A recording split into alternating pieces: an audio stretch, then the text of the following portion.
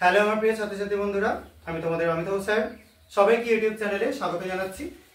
আজকে তোমাদের একটা এমন টেস্ট করে দেখাবো যেটা তোমরা বিশেষত 9 এ যারা পড়াশোনা করো তাদের সিলেবাসের জন্য খুব দরকার। আজকে আমরা অ্যাসিড, দুটো মেইনলি অ্যাসিড, একটা HCl বা হাইড্রোক্লোরিক অ্যাসিড আর একটা H2SO4 বা সালফিউরিক অ্যাসিড, এই দুটো টেস্ট করে দেখাবো। তো আমরা এখানে দুটো অ্যাসিডের স্যাম্পল নিয়েছি।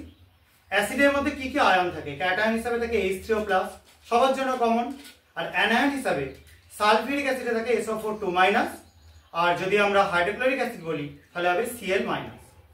তো আমরা ফার্স্টে H3O+ এই আয়নটা টেস্ট করব। কিভাবে করব? একটা লিটমাস পেপারকে নিয়ে অথবা একটা পিএইচ পেপারকে নিয়ে এই সলিউশনের মধ্যে ডুবিয়ে দেবো, দেখব কি কালার হয় সেটা দেখা যাক।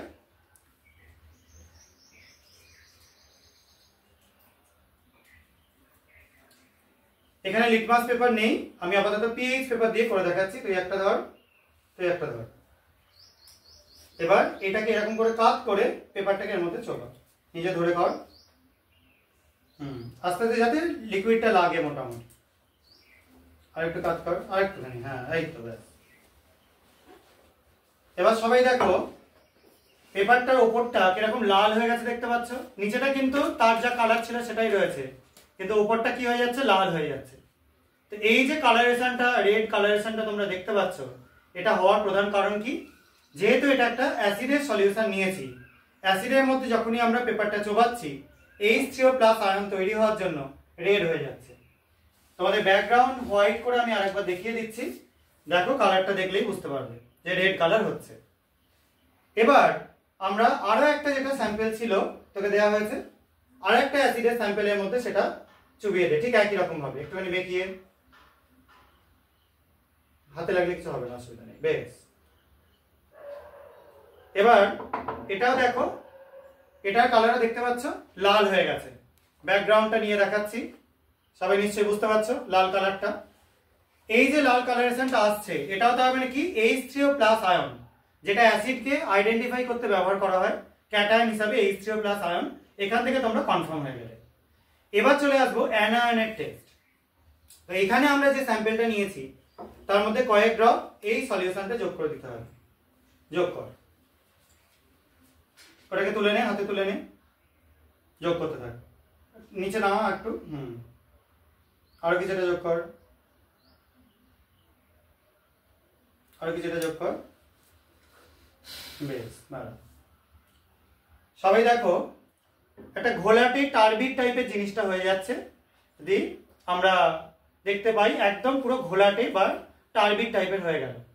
এটা যে কারণের জন্য হলো, এখানে তৈরি হলো, এটা যেহেতু ছিল সালফিউরিক অ্যাসিডের সলিউশন, তার মধ্যে আমরা দিলাম বেরিয়াম ক্লোরাইড সলিউশন। এটা দেওয়ার জন্য বেরিয়াম সালফেট BaSO4 তৈরি হলো।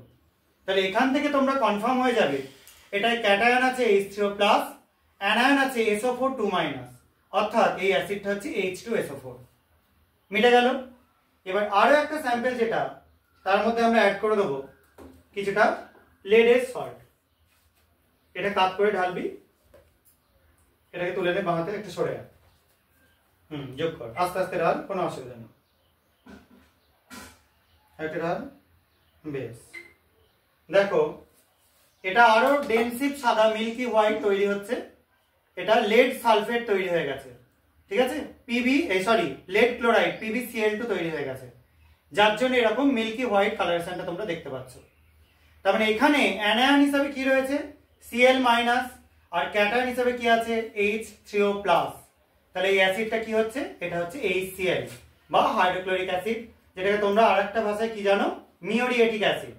আর এই যে সালফিউরিক অ্যাসিড, দেখো দুটোর জন্য কিন্তু কালার একরকম হলো না, দুটো হোয়াইটের মধ্যে কিন্তু পার্থক্য আছে। তোমরা দেখেই পাশাপাশি নিয়ে বুঝতে পারছো, একটা কিন্তু মিল্কি হোয়াইট, একটা কিন্তু শুধু টার্বিড টাইপের হোয়াইট, দুটো কিন্তু আলাদা। এবং এই দুটো টেস্টের মাধ্যমে কিন্তু আমরা অ্যাসিড গুলো কি সেটাও একদম কনফার্ম হয়ে যেতে পারবো।